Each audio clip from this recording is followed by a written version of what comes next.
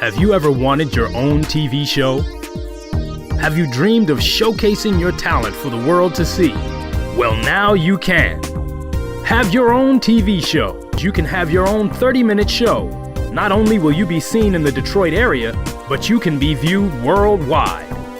Be seen on WHPR Detroit Live, Comcast Cable Channel 91, on the web at TV33WHPR.com, with the TV33 app, on Roku, Google TV, Apple TV, and on Amazon Fire TV. Act now. Time slots are limited. Sign up today and get a free replay with the purchase of your time slot. For more information, call 313-868-6612. Visit our studios and receive a free TV interview to promote your business, church, or organization by appointment only. I pledge to stay drug-free.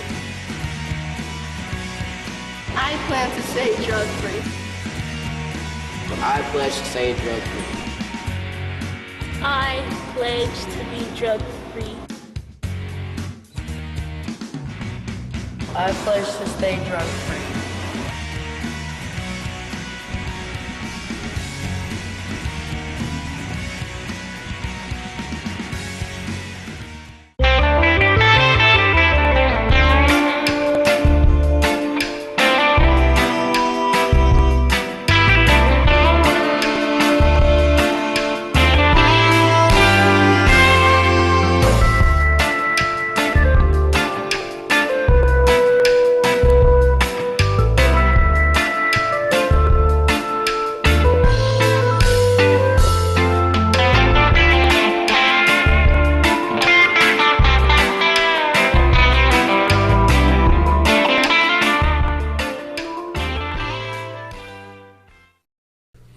And good afternoon. Welcome to Expose Under the Sun, sponsored by the Detroit Native Sun newspaper. I'm your host, Darwin Griffin, and look forward to a very enlightening half an hour with my special guest. Her name is Miss Nicole Beverly. But before we get started, our show is live. We are Expose Under the Sun, and we have a live studio on it. So if you'd like to call in, I value our listeners, I value our viewers. And our calling numbers are area code 313-868-0342, 313-868-0351, 313-868-4336. Website is www.tv33whpr.com. And you are watching us live in the awesome city under the auspices of the Honorable Mayor Hubert Yacht, as well as in Detroit under the auspices of the Honorable Mayor Mike Duggan. And before we get started, just want to say a couple of things. First, I just want to express our condolences, our prayers, and our sympathies to the family of Abner Hogan. Ms. Hogan is going to be with our Lord, and she made her agreeance to be with the Lord Friday before last, and we are very sorry about her, and we are definitely grieving over her loss. So today there's going to be a viewing over at Swanson's Funeral Home, so I know when I complete the show here that's my next trip, is to go and speak about her life along with her friends, family, and other acquaintances. Ms. Hogan was working for the office of Kathy M. Garrett, our Wayne County clerk, and she was someone who was very, very valued in the community. So we will miss her, we love her, and they're having the funeral for her. The homegoing service is going to be tomorrow. And then another person that we definitely want to lift up his family in our thoughts and prayers and condolences. And that's the family of Mr. Cliff Woodards. Cliff Woodards, another good friend of mine. I mean, it seems like this is really heavy on my heart and it's weighing in on my mind and my psyche. But Cliff was, he lost his life not too long after the Super Bowl completed. And he was in a auto accident. So we definitely want to express our condolences to his family. He was beloved. Everybody knew him as a radio talk show host. He was an attorney, defense attorney. And one of the other things, Cliff spoke his mind. So those of you that knew Cliff, you knew Cliff. Raw, unfiltered. And it was like with him, he spoke his mind. But the other thing that a lot of people knew about Cliff, you couldn't find a color suit that Cliff wore that he didn't look good in. Cliff was sharp enough to where, as we all say in that phrase, he was sharp enough to cut paper. Some people say butter, but I'm saying paper. He was that sharp. But Cliff, we'll miss him. We'll miss his wit. We'll miss his wisdom. And we hope and pray that he carries that in heaven. And I'm sure that he'll have a lot of people, a lot of folks, our ancestors, cracking up when they get a chance to meet and have an opportunity to talk with Cliff. So again, we'll miss Cliff, and we definitely, will pray for his family. But today, just want to say that we are talking about a subject that a lot of people, you read about, you see on TV, you see movies, you read books about. And today, my special guest is a lady. Her name is Miss Nicole Beverly.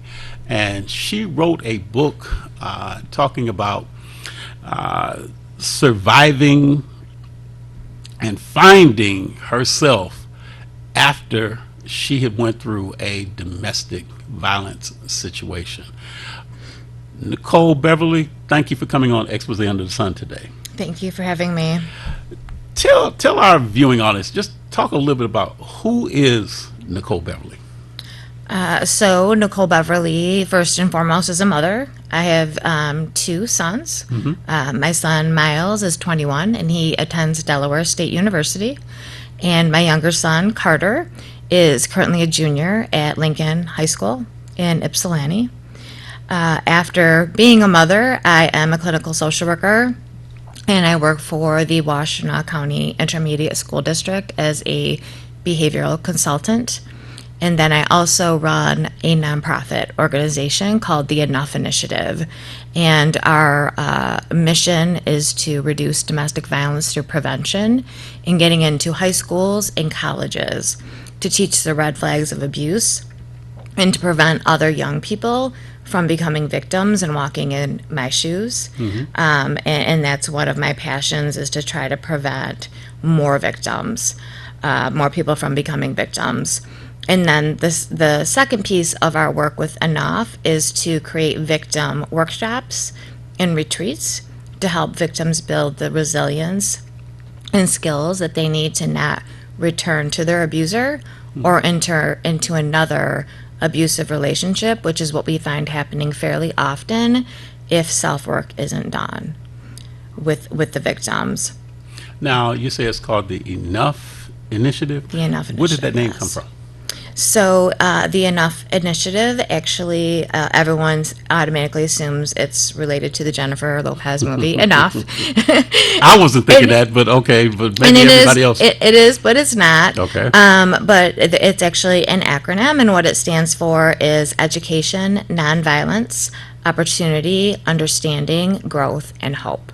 And those are all things that in our mission and in our work that we want to incorporate when we're working with young people who have not become victims yet and we're preventing it, or victims who have already experienced violence but want the help to not return to those relationships. Now, of all the different hats that you wear, which one probably is the most rewarding to you? Absolutely. I mean, I love working with the students, but I will say my passion is helping victims escape abusive relationships and rebuild their lives so that they can go on to do amazing things and then help other people. That is truly my passion and my goal with my nonprofit, and my boss already knows this, so this isn't a big surprise to her, is to grow that organization so I can do it full time. Okay. Because I feel like if I'm in that position, I could get so much accomplished in that role if I could be doing it full time. Well, I know a lot of people that, that go into business, like that, they usually bring on survivors and bring them in and have them come to work because it's probably easier for them to disseminate the information out to others who may have gone through the same thing Absolutely. that they went through. So that's a good segue. Give us a quick synopsis about your new book. It's called Finding Nicole. So, Finding Nicole was my opportunity to really tell my story. And as through my experience, my story really lasted almost 15 years, between the time I was with my abuser, left my abuser, was stalked by him for 2.5 years. And then even after his incarceration, he was trying to attempt to hire people to kill me from prison. And due to many mistakes and missteps by state police, there were never new charges filed against him. And there came to be a point where they were going to release him, and I had to really make a decision as I was investigating ways to disappear and create a new identity and learning how hard it was for victims to do this without losing your college education and your employment history. The other part of me was saying, stay and fight. Fight for what you know is right. Stay and fight for your kids to be able to graduate from high school and not uproot them. And so I was lucky enough to be connected with Kristen Jordan Seamus at the Detroit Free Press. And after, hearing my story, looking through police reports and stacks of court documents, decided to share my story front page in the Free Press. And as a result of that, it kind of went viral. And people from all over the country and even the world started reaching out to our Attorney General, who at the time was Bill Schuette, because he was the only person with the power at that point to do anything to help my family. And enough pressure was put on. They did pick up the case, and we then went on to 3 trials. And so I know you said a synopsis, and it's hard to create a synopsis, but the book really tells my story and also the emotions that I was experiencing throughout all those pieces, because there were moments of hope and joy, and then there were moments of just utter despair and feeling like no one was helping me, and I had some dark thoughts that I openly shared for the first time ever in writing this book. Now the other piece to the book is in the back is a guidebook section for anyone who may be currently in an abusive relationship or have recently left an abusive relationship and want tips on anything from home safety on a budget, because when I left my abuser, I had nothing. I had 3 laundry baskets of clothes and a few pictures. I didn't have the money for an alarm system. Abusers typically financially will make sure that their victims have as little opportunity to be successful on their own, and that's what he did. So I had to get very creative. So there's tips on that. There's tips on how to document for the police when instances occur. There's tips on self-recovery strategies. So it's kind of a twofold, my story, but then also a victim guidebook to hopefully help other people. Now, were there some early signs of abuse in your relationship? Looking back now, absolutely. As a teenager, we met in college. We started dating early on in our sophomore year, so we were 18 years old. And no one had ever sat down and talked to me about abusive relationships. No one had ever taught me the red flags of abuse. So I was anybody unaware. ever said anything to you about him prior to, maybe somebody said something about him and you may have then kind of put some rose-colored glasses on and said, no, he's not like that?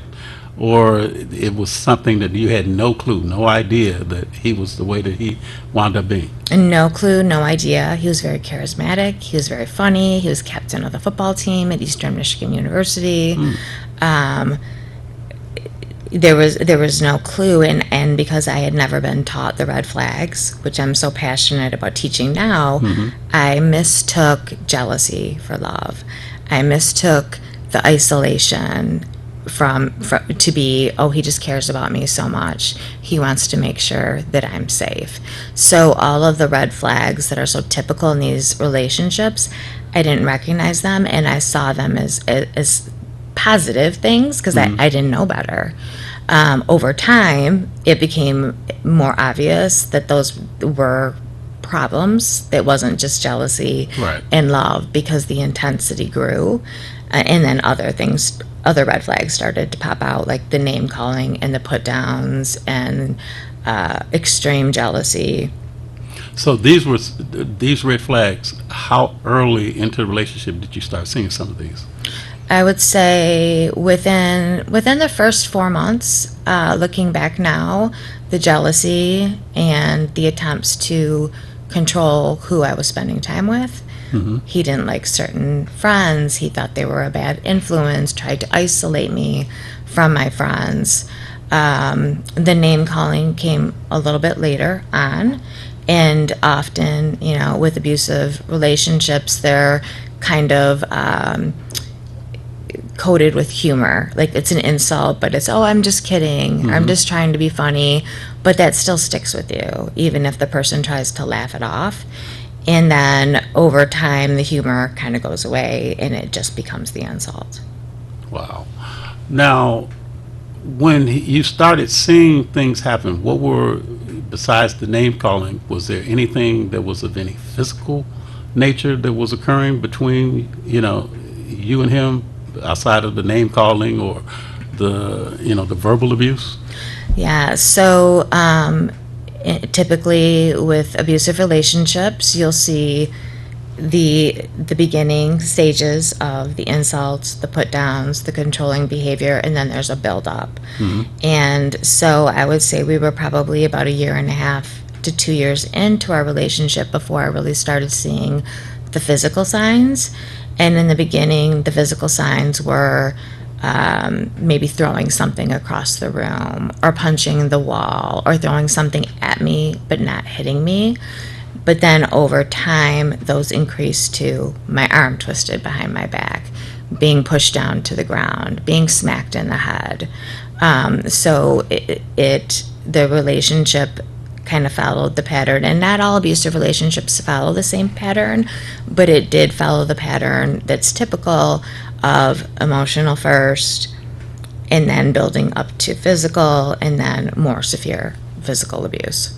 So now this was prior to getting married, correct? Or was this in your early stages of marriage? Yeah, so the emotional abuse was absolutely there before we got married. The physical abuse was there a little bit, but once we were married, the physical abuse picked up a lot, especially right before I left. That's when it really got bad. And that's when I became fearful for my life and knew that I had to leave the relationship or he was going to end up killing me. So why did you stay in the relationship as long as you did?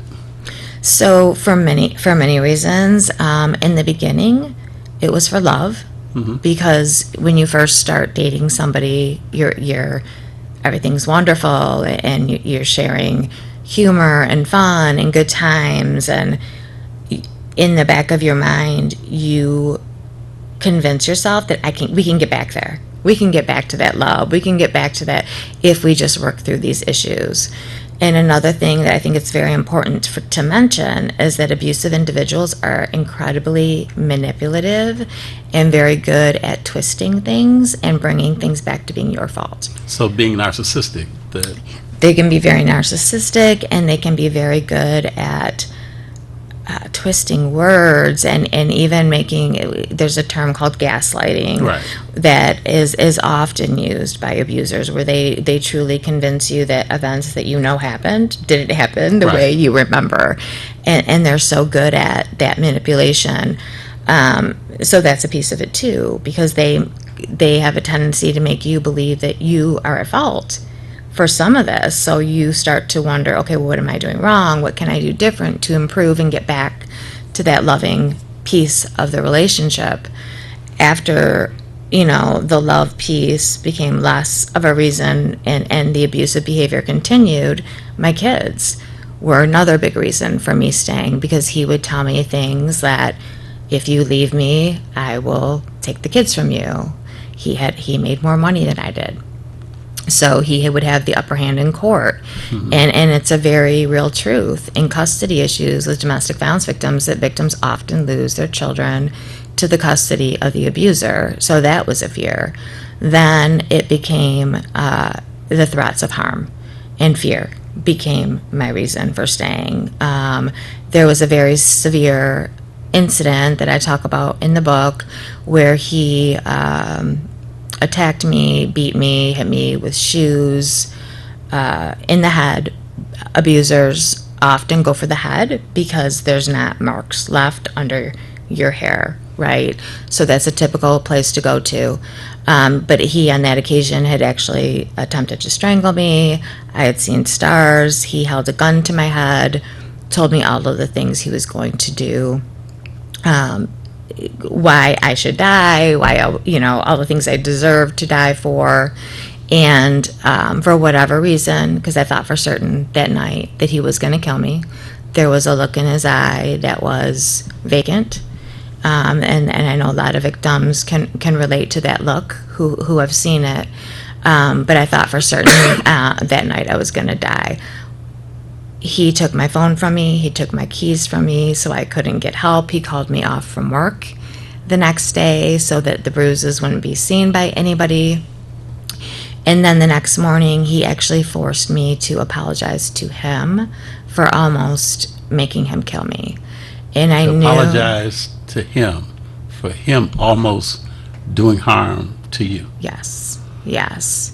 And that was a turning point, because previously, if there was an incident of abuse, there were apologies and promises for change or counseling. And I felt the shift, that now this became something that he enjoyed, and he enjoyed the fear that he was putting in me. And so for 4 months, I told no one. And he pretty much every day would tell me, if you tell anyone, I will hunt you down. I will find you no matter where you go. I will kill your family. I will disfigure you. I will take your kids from you. You will never see them graduate. I'll be waiting in your basement, and I will slit your throat. And the fear was so real that it kept me paralyzed and unable to move forward and tell anyone and leave, because I was terrified of what would happen if I did, because I knew he meant what he said.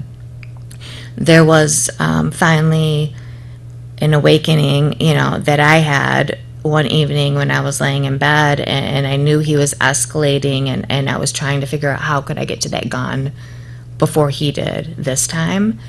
And I knew then that this was going to end either with him killing me or me killing him in self-defense, if that's where we were at. And I didn't want my children to grow up without having either parent, with one of us dead and one of us in prison, or possibly both of us dead. So that's when I made the decision to take the steps that I needed to leave the relationship. Now, we've only got a few minutes left, but just tell primarily, I'm going to have you back on the show again if you would definitely come back, to come and talk more a little bit about what did happen. Because Sure. just briefly, so he was incarcerated. Yes. But while he was incarcerated, he was trying to get somebody to kill you from him being behind bars. Yeah, and just to kind of, I'll give the quickest synopsis of that. There were 2.5 years after I left him that he's actively stalked me. I called the police 13 times. Out of those 13 times, he was arrested twice. One was pled down from a felony to a misdemeanor.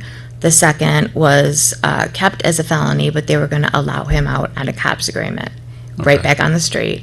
And this is very typical with domestic violence cases. The sentencing guidelines, the consequences are minimal. They're less than animal abuse in the state of Michigan. I spoke at that sentencing, and he did end up being sentenced to 15 months up to 5 years in prison. And that is when we had our first attempt by him to hire someone to kill me at Washtenaw County Jail. There was that inmate even took a polygraph test, but he wanted a deal, so that fell apart.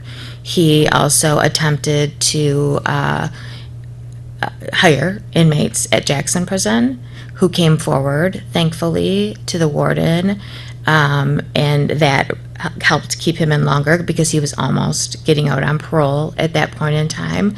2 more gentlemen at the Detroit Reentry Center came forward with allegations that he had offered them the same amount of money, $50,000. You say 50. $50,000. And the plan has been consistent with all these people in different correctional facilities, which is to shoot me up with a lethal dose of heroin, which I don't smoke cigarettes, so how he felt that would work convincingly, I don't know, but he would have an alibi because he would have still been behind bars.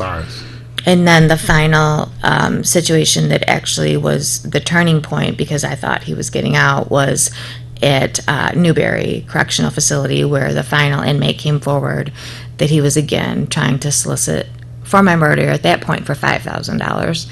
And that inmate also came forward and asked for help for myself and my family.